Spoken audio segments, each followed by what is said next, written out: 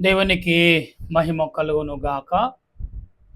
ప్రభువు పేరట మీ అందరికి వందనాలు, శుభాలు. మరణాత. బాగున్నారా?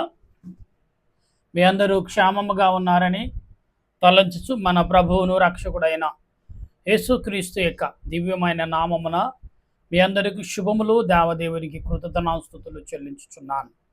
ప్రియులారా, వాక్యము నిమిత్తము ప్రార్థన చేసుకుందాం. ప్రార్థన. సర్వ సృష్టిని నీతిని పరిపాలించుచున్న సృష్టికర్తమైన దేవా, నీకు వందనాలు, స్తుతులు, స్తోత్రాలు తండ్రి. ఈ సమయంలో ప్రభా, నీదైన దాసుడైన నేను నీ లేఖనమును చేత పట్టుకుని ప్రభా నీ ఎదుటి నిలిచి ఉండగా, దేవా నన్ను నా తలంపులు మరుగు చేసి నాలో నీ ఉండి నీ బిడ్డలతో నీవే మాట్లాడమని, నీ బిడ్డలకు నీవే జ్ఞానమును ఉపదేశమును బోధించుమని, నీ సన్నిధి వారికి తోడుగా ఉంచి బలపరచమని క్రీస్తు ప్రభువు నామమున అడిగి ప్రార్థన చేయుచున్నాను పరమ తండ్రి. ఆమేన్. తండ్రి అయిన దేవుని సన్నిధి సదా మనకు తోడుగా ఉండి ముందుకు నడిపించును గాక. ఆమేన్. ప్రభునందు ప్రియా దేవుని బిడ్డలారా,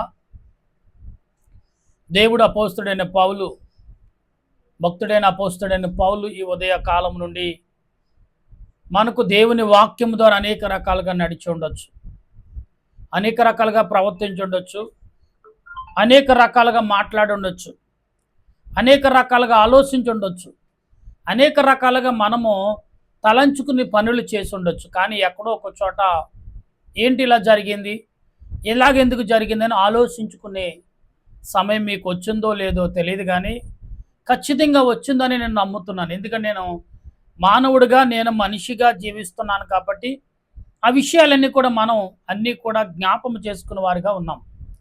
కనుక ఈ ఉదయ కాలము నుండి ఇప్పటి వరకు దేవుడు ప్రయాణముల యందును, పనుల యందును, ఆలోచన యందును, తలంపుల యందును, క్రియల యందును, నడక యందును, పడక యందును, మాట్లాడిన యందును, మనం అనేక రకాలుగా ముందుకు సాగుతున్న పనుల విషయంలో అన్నిట్లో దేవుడు తోడుగా ఉన్నాడని నమ్మితే దేవదేవునికి కృతజ్ఞతాస్తుతులు చెల్లించే వారమై ఉన్నాం.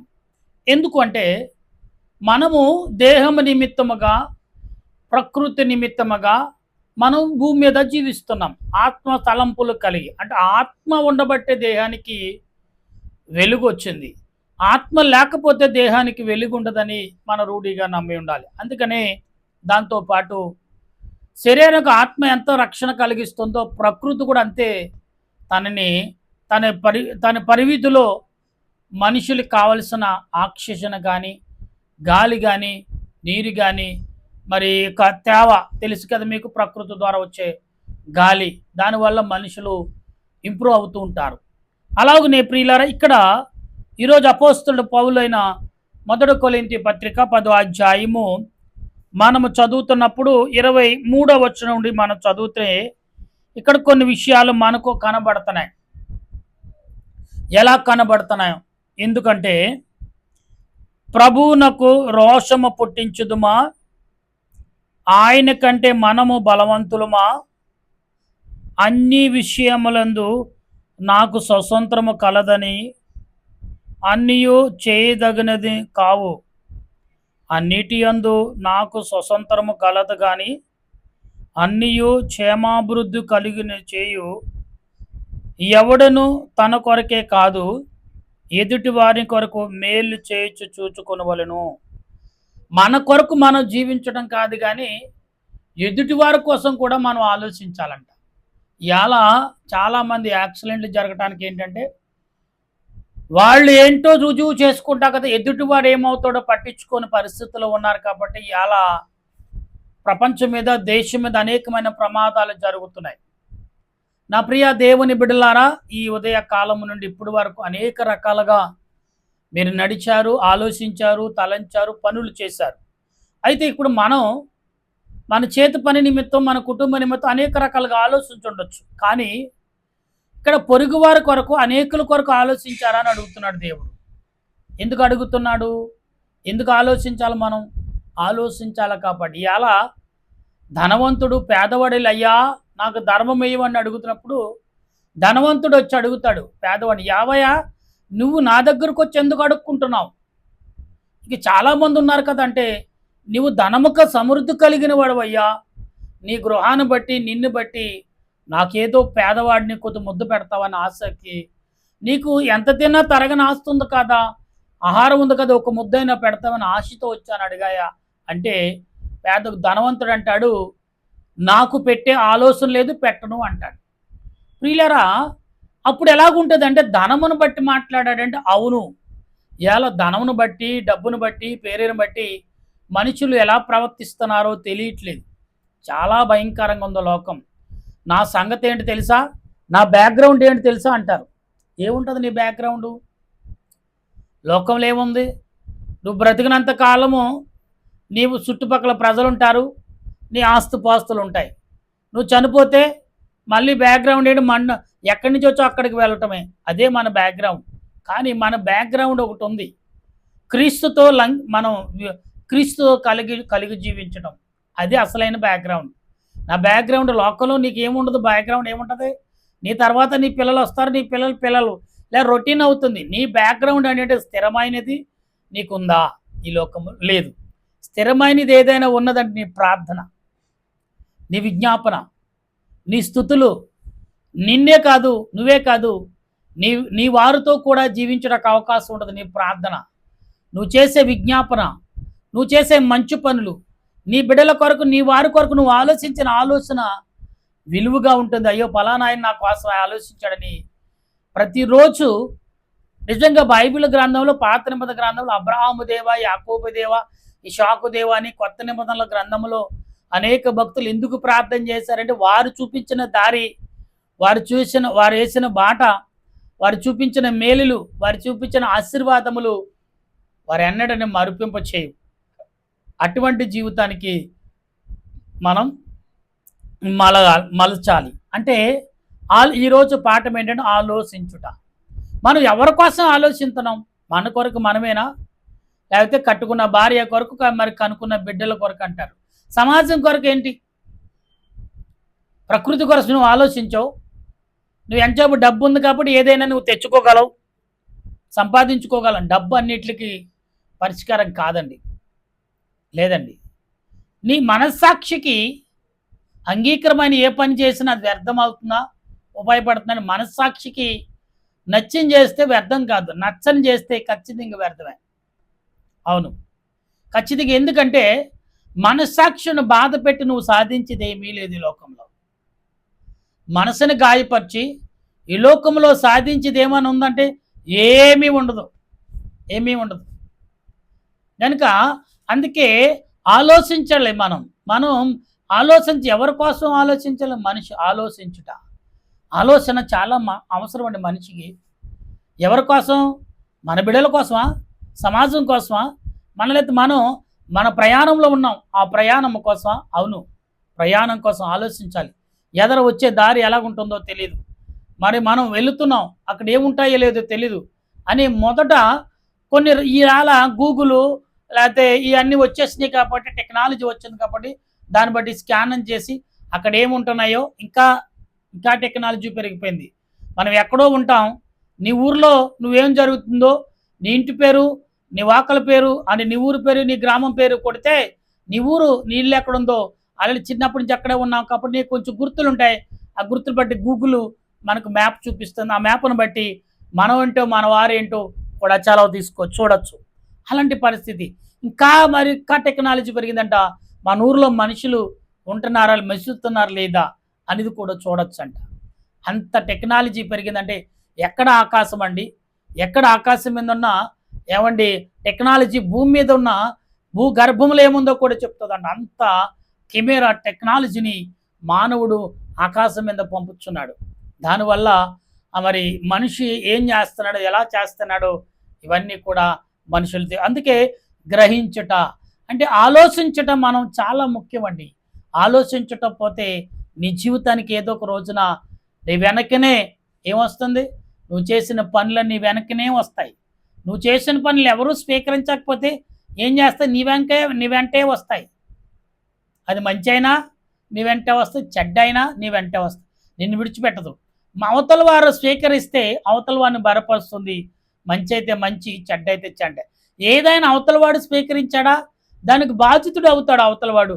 అవతల వాడు స్వీకరించలేదా తిరిగి నీ దగ్గరికే వస్తుంది. అవునండి ప్రియులారా, సముద్రంలో నీరు మేఘాల ద్వారా ఆవిరై ఆకాశం మీదకి వెళుతుంది. మళ్ళీ మేఘాల రూపంలో మనకి నేల మీద పడుతుంది మంచినీటిగా మారి.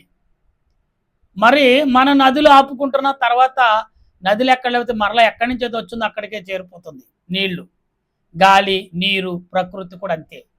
దేవుని బిడ్డలారా, దేవుని రాకడ కాలంలో దేవుడు అంటున్నాడు, ఇది చాపవలే దేవుని యొక్క రాకడకు ఈ భూమి అంట చాపవలే చుట్టుకుపోతుందంట, పక్కకు జరుగుతుందంట.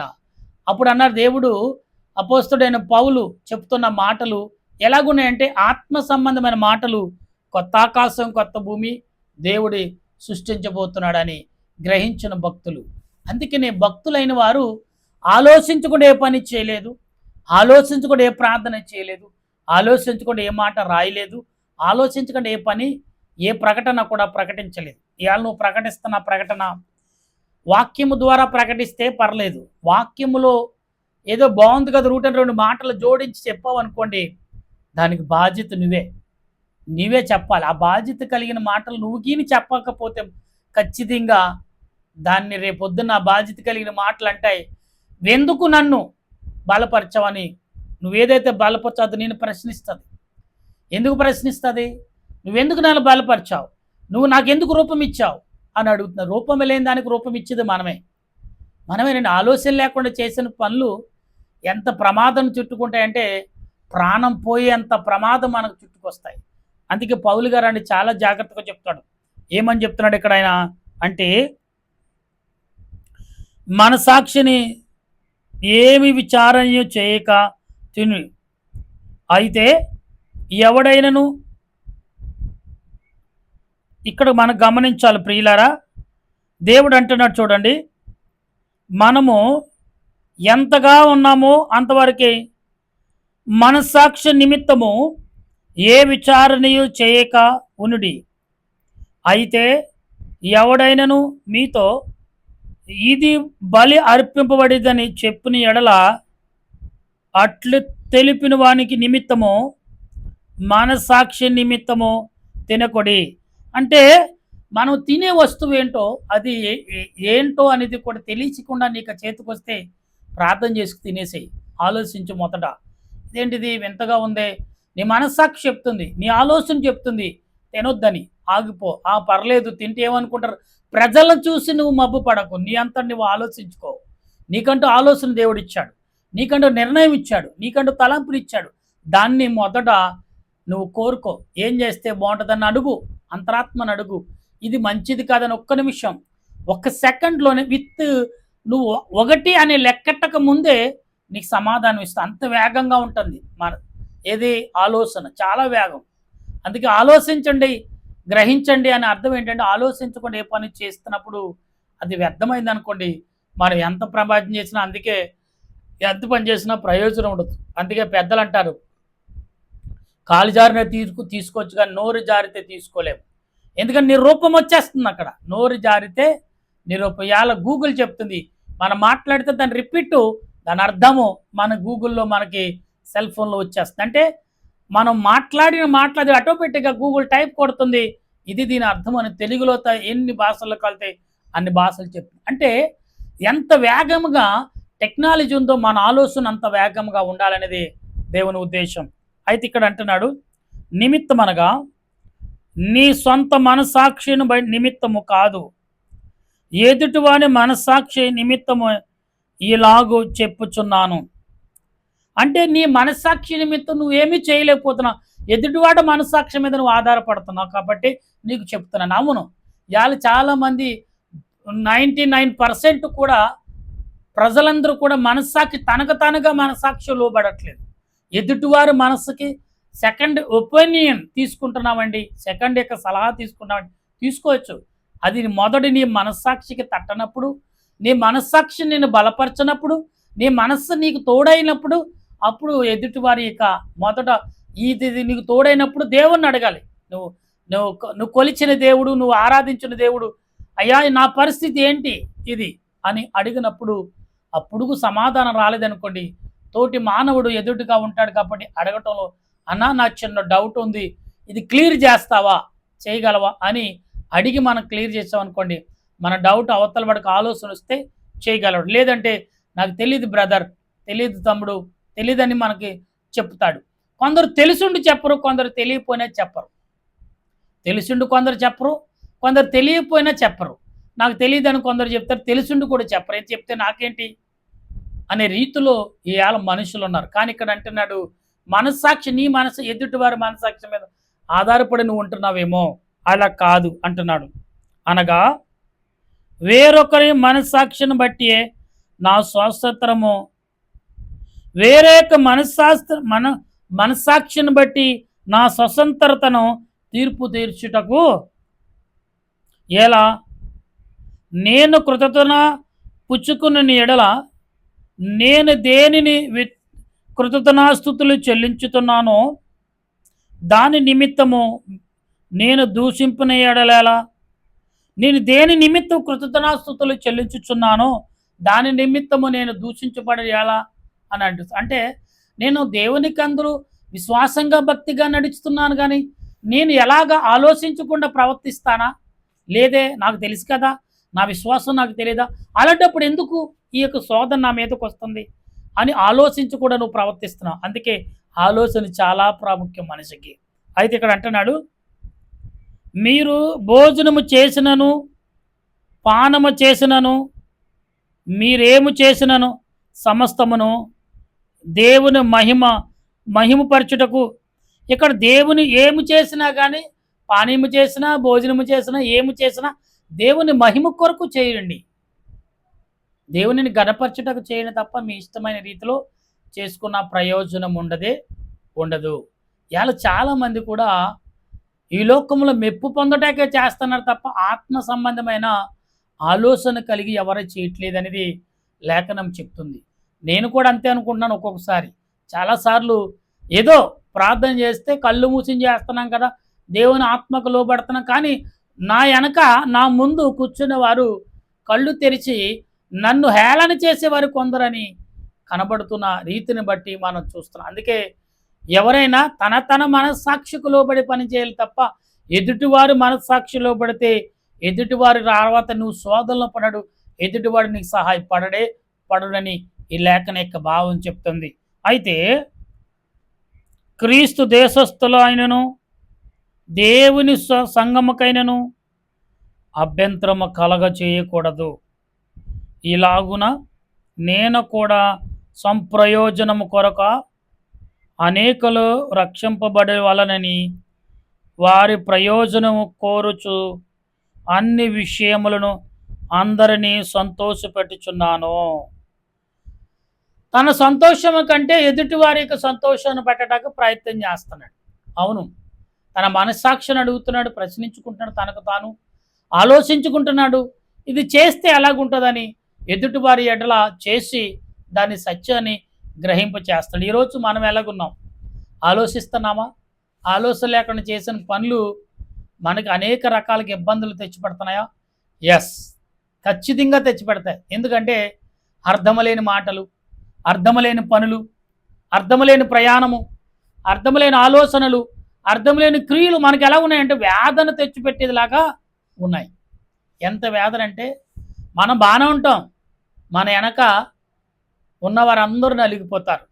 మన ఆలోచన లేకుండా చేసిన పనులు, మనం ఆలోచించకుండా చేసిన క్రియలు మన వెనకున్న మన బిడ్డలను, భార్య బిడ్డలను వేధిస్తూనే ఉంటాయి. ఎలాగ వేధిస్తాయండి? వ్యాధి రూపంలో. నువ్వు మంచాన పడి ఉంటావు, కానీ నువ్వు ఆలోచించకుండా చేసిన పనులు రేపొద్దున అది పర్వతం వలె వ్యాధి రూపంలో, పాపము రూపంలో నిన్ను నీ కుటుంబాన్ని కదిలిస్తే నీ పరిస్థితి ఏంటో. నువ్వు బాగానే ఉంటావు, మంచాన పడి ఏడవచ్చు, కన్నీరు కార్చు, కానీ భరించేది ఎవరు? నీ వాళ్ళే. అందుకే మనం మన అంతరాత్మ మనస్సాక్షికి లోబడి పనిచేద్దాం. అంతేగాని ఎవరు ముందు మెప్పు పొందుటకు, ఎవరో మెప్పు కొరకు మీరు లోబడకూడదని లేఖనం చెప్తుంది. అపోస్తలుడైన పౌలు గారు చెప్పే ప్రతి మాట ఎలాగవుతుందంటే సూటిగా ఉంటాయి, చాలా నిక్కర్చిగా, చాలా ఖండించినట్టుంటే మాటలు. అందుకనే ఆలోచన కలిగి ప్రార్థన చేద్దాం, ఆలోచన కలిగి మాట్లాడదాం, ఆలోచన కలిగి ప్రయాణం చేద్దాం, ఆలోచన కలిగి మన దేవుని పరిచర్లో ముందుకు సాగుదాం. అటువంటి ఆదరణ దేవదేవుడు మనకు మన కుటుంబాలకు అందించును గాక. ఆమెన్. ప్రార్థన చేద్దాం. దయగల మా దేవా, నీకు స్తోత్రాలు. ప్రేమగల మా రక్షక, నీ కొందనాలు చెల్లిస్తూ ఈ ఉదయ కాలంలో మా ప్రియులు, మా బిడ్డల యొక్క అందరినీ నీ ఆత్మ ద్వారా, నీ ఆలోచన ద్వారా మమ్మల్ని బలపరచు. మా ఆలోచనతో మేము గ్రహిస్తూ ఆలోచిస్తూ ముందుకు సాగాం. ఎటువంటి పాపక్రియలు, పాప తలంపులకు లోబడకుండా నీ బిడ్డలుగా మేము ప్రార్థిస్తుండగా మా ప్రార్థన ఆలకించుమను. మేమే కాదు, మా దేశ ప్రజలు, ప్రపంచ ప్రజలను, ప్రపంచ నాయకులు, పెద్దలు, చిన్నులు, వృద్ధులు, యవనులు అందరినీ నీ ఆత్మ చేతులకు అప్పగిస్తూ దీన ప్రార్థన అంగీకరించి సమస్త వారిని, సమస్త వాటిని, సేవకులు, పరిచారకులు, సువార్తకులు అందరిని బట్టి ఎవరైతే విజ్ఞాపన సంఘం అభివృద్ధి కొరకును, సంఘ నయన బలం కొరకును, సంఘ విశ్వాసుల కొరకును, సంఘము పని కొరకును ప్రార్థన చేస్తున్న వారి ప్రార్థనలన్నిటి కూడా అంగీకరించి నడిపించి నీ ఆత్మ నడిపింపు, నీ సన్నిధి కాపుదల దయచేయమని, నీ ఆలోచనతో బలపరచమని, నీ సన్నిధి వరకు తోడుగా ఉంచమని అడుగుచు ప్రార్థన చేస్తున్నాను. అల్లిప్పుడు నా యోగుడిని ప్రభా, దీనుడిని, మరణాత ప్రార్థన సన్నిధిని, బైబిల్ మిషన్ను, సేవకులు, పరిచారకులు, సువార్తకులు, పండితులు, నాయన శాస్త్రాధిపతులు, న్యాయాధిపతులు అందరిని బట్టి వందనాలు చెల్లిస్తూ ఈ కొద్ది ప్రార్థన, అల్లుపుడు ప్రార్థన అంగీకరించి నెరవేర్పు దయచేయమని యేసుక్రీస్తు దివ్యమైన నామములు అడిగి ప్రార్థన చేయుచున్నాను మా పరమ తండ్రి. ఆమేన్. పరలోక మా పరమ తండ్రి నామను పరిశుద్ధపరచునుగాక, నీ రాజ్యం వచ్చునుగాక, నీ చిత్తం పరలోకమందు నెరవేరినట్లు భూమి యందు నెరవేరునుగాక. మానవుడు మాకు దయచేయం. ఇక్కడ ప్రార్థన చేసి వారిని క్షమించిన ప్రకారం మా ప్రార్థనకు క్షమించు. శోధనగా కీని తప్పించు. రాజ్యము, శక్తి, మహిమ నిరంతరం అవుతండి. ఆమేన్. ఏ శ్రత్వమే జయము, అపాధికులం ప్రవేశ శ్రత్వమే జయము, అపాధికులం ప్రవేశ సంపూర్ణ విజయం, అపాధికంతకు నాశనం. హల్లెలూయా, హల్లెలూయా, స్తోత్రం, స్తోత్రం. ఆమేన్, ఆమేన్, ఆమేన్. మన తండ్రి అయిన దేవుని ప్రేమ, త్రియేక దేవుని సన్నిధి, సహాయం సదా తోడుగా నేను రాకడకు సిద్ధపరచును గాక. ఆమేన్, ఆమేన్, ఆమేన్. మీ అందరికి వందనాలు. మరణాత.